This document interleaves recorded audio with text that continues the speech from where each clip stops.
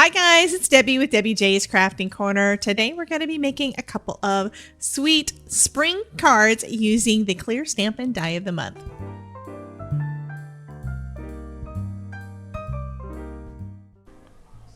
So I'm going to be using the Lily Arch. This is the clear stamp and die of the month for February 2024. And look at those pretty flowers. First I'm going to just stamp that out. And I'm debating what color I should do this. I have a tendency on a lot of my stamped images to just go with black and then heat emboss it so I've got that nice crisp line. And yeah, I think I'm going to do that this time too. That's probably my favorite way of stamping and coloring. So I've got my VersaFine Clair, and this is Nocturne. I'm just going to add that to my stamp and go ahead and stamp that down. And one reason why I always use my Misty is just in case I need to restamp it. It's already lined up. And this one does need a little bit more ink. This is a brand new stamp, and a lot of times brand new stamps don't hold on to the ink quite as well as you need.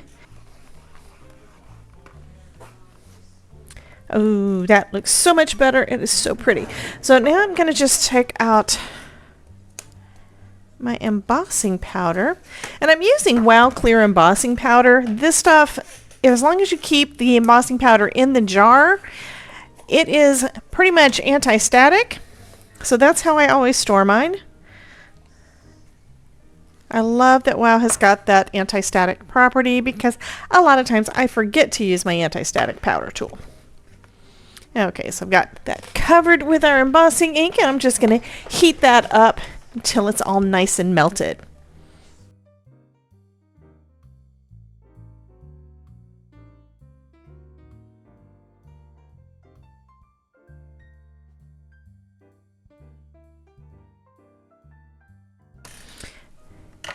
So I'm going to go ahead and color this one up using my Tim Holtz watercolor pencils, and I decided I'm going to go with some pink lilies. Now, it's not going to be completely pink. I'm going to go mostly just darker in the center, and I'm just adding a little bit of color down. First one I'm using is picked raspberry. I'm going to use some of that just in the center of each of these flowers. And then I'm going to bring it out, and then we're going to see what it's going to look like. And then I'm planning on bringing in some Kitsch Flamingo for the next lightest, and then possibly bringing in some Tattered Rose as a really light pink in the end. But who knows? I may decide to just go with white tips. Haven't 100% decided yet. A lot of it is just trying to figure out how the color is actually going to spread. You never know for absolute certain when it comes to watercolor. Watercolor is just so lovely, and it never looks the same twice, right? At least I haven't been able to get myself to really duplicate the exact same look. Also going to try not to use too much water because this is just regular cardstock, so you do need to be careful with that.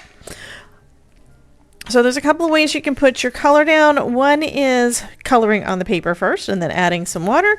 And the other one is getting a little bit of water on your brush and then picking up some of the color right from the watercolor pencil.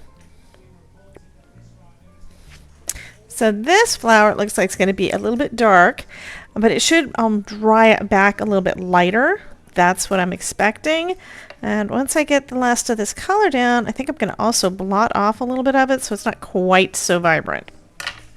Okay, and the Kitsch Flamingo is, of course, a little bit of a different color. This one's kind of almost a purplish, magenta kind of color. But you know what? I think I like it.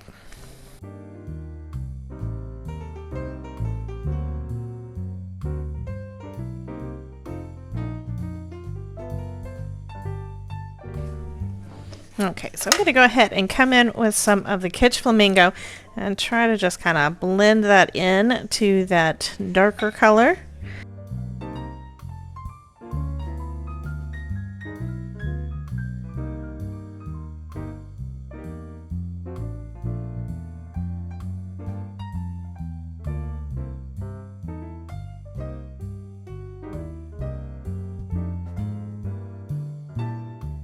Okay, so now that I've got the Kitsch Flamingo mixed in, I'm going to come in again with some of that picked raspberry and just add a little bit more depth to those shadows because a lot of it got blended out. I don't want to go overboard, but I do want to have a little bit darker color there down in the center of the flowers.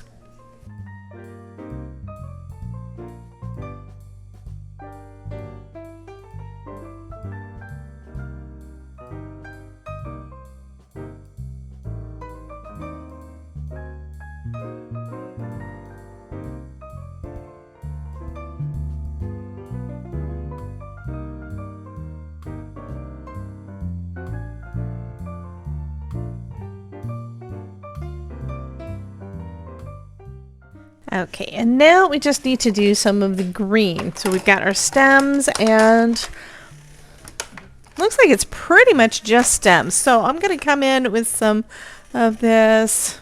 This one is peeled paint, so let's go with that. And again, I'm going to just pick it up on my brush and just draw that in. Doesn't take a lot of color. And the lines are really, really, really thin.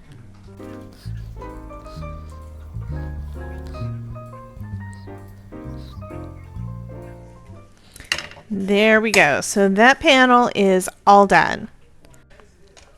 So, of course, while I had my Misty out, I had to do a second panel.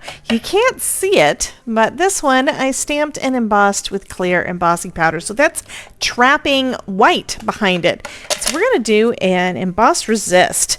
So I'm going to start off with some of the yellow. This is a slippery when wet. I'm going to go right over the center of my card here.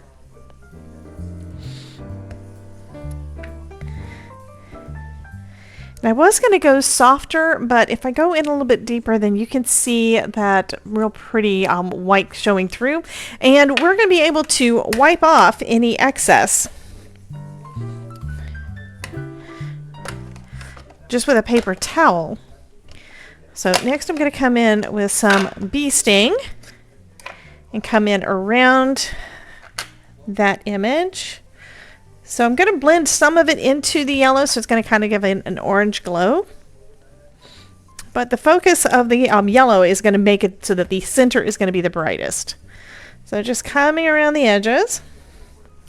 And then I am going to come back in with the yellow and try to blend it more out.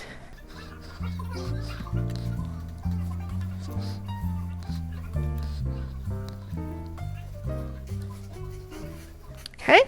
And then we're going to come in with some of the blue, and we're going to go with some Remember Me.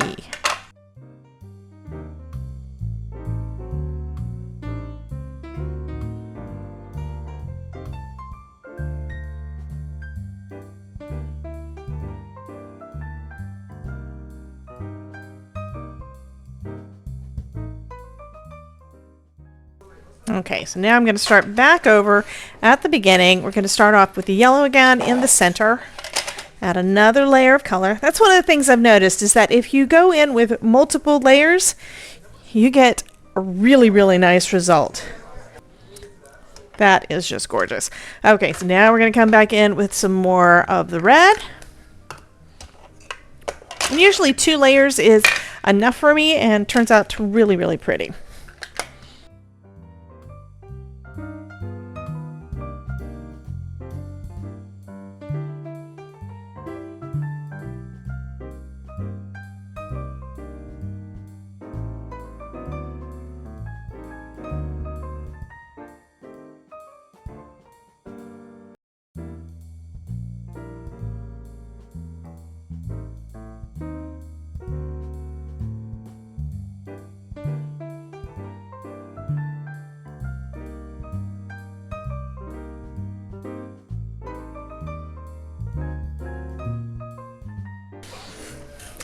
And since Simon's inks are all water reactive, I'm going to do a little bit of splatter with my Tim Holtz Distress Sprayer. Making some largest droplets, and let's just blot those up. Oh, that looks cool. think I want some more, but first I'm going to just kind of buff off some of that excess ink that's over our image, and look at how lovely that is. Let's go with a little bit more water. Just changed my mind. I think what I'm going to do is I'm going to add a little bit of splatter. Let's see what color I want to go with. So I'm using some Gansai Tambi Starry Colors watercolors. These are all golds. They're all so pretty. So this one is called White Gold. And I'm just mixing up a bunch of water in there to get a decent consistency, because I have a tendency to not use enough water. So I'm going to try to make sure that I get enough in there that I can get some good splatter. This is one of those things that I need to practice a bit more. I'm using a fan brush, and let's just try. Of course, I got a big splatter. Okay, I'm going to say that that is going to be good enough, but it's going to have some real interesting white gold, white shimmery splatter on there to go along with the water droplets and that white embossing. So back to our pink flowers, I'm going to use the die that comes with it. It cuts the whole thing out, including the spaces between, which means I don't have to actually color in all those spaces. I can put something else over the back. So that's what I'm going to do. Let's go ahead and die cut this out. Got my platform, got my magic mat, and then I'm just going to position that on the magic mat, but make sure it's at an angle to get the best cut. And we'll go ahead and run that through. That looks like it came out perfectly. Loving this. Love, love, love. That is just so pretty. Okay, so now we need to figure out how we're going to put it on our card, right?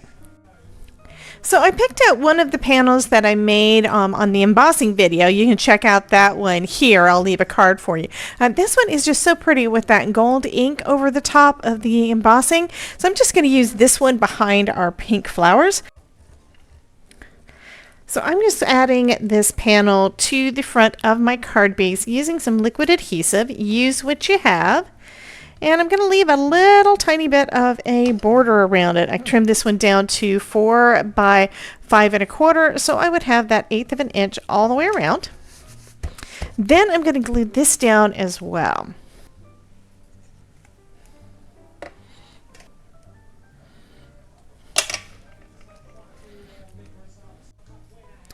And I'm just going to add the sentiment right about there. And that, oh, that's not everything.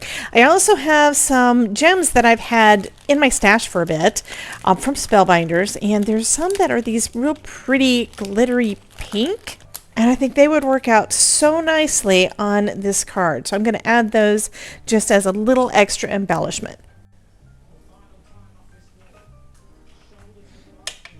And that's going to finish up that card. That turned out so, so, so lovely. For this second card, I'm going to be using one of these lovely panels that I added the, oh yeah, this is some lunar paste. If you, again, that's on the other video, but yeah, this is just so pretty. I'm going to actually die cut out part of this because I don't want to use up all of that lovely panel. I want to be able to keep some of it, but I also want the part that I do keep to be seen. So I'm going to trim down this panel. I think I'm going to cut off, I'm going to cut a 1/4 inch off of each side, I think. I'm lining up my thumb guard right with that edge of that that oval. I mean that arch. So I'm going to just line it up there, and I'm cutting off a good 1/4 inch. I think I'm going to do that on all 4 sides, so that it's going to have a 1/4 inch all the way around.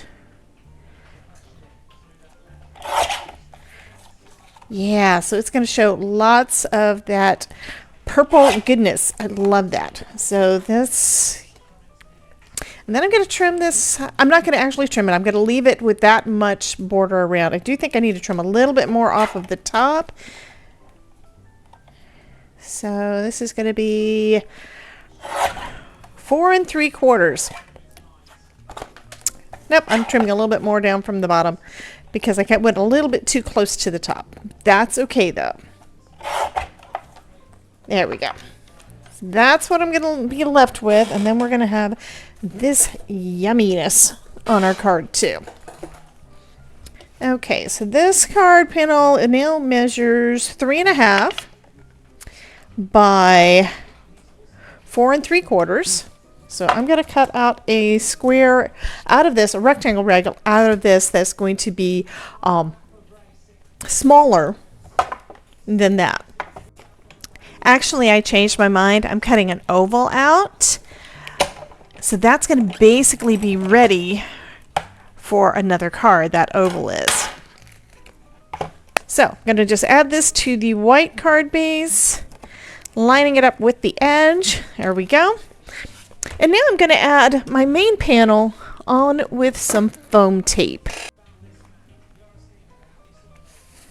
There we go. And now all I need is the sentiment. Aren't these just so pretty? I challenge you to give one of these a try and to share them with us in my Discord and Facebook groups. Both of those groups are totally free, and we have lots of encouraging crafters for you to share your projects with and get inspiration from. We would love to get to know you and see the wonderful things that you create. In the meantime, if you like this video, please like, share, and subscribe so you always know when I post a new video or live stream. And if you'd like to see more videos where I'm using Spellbinders products, be sure to check out this playlist. I will see you in the next video. Bye, guys.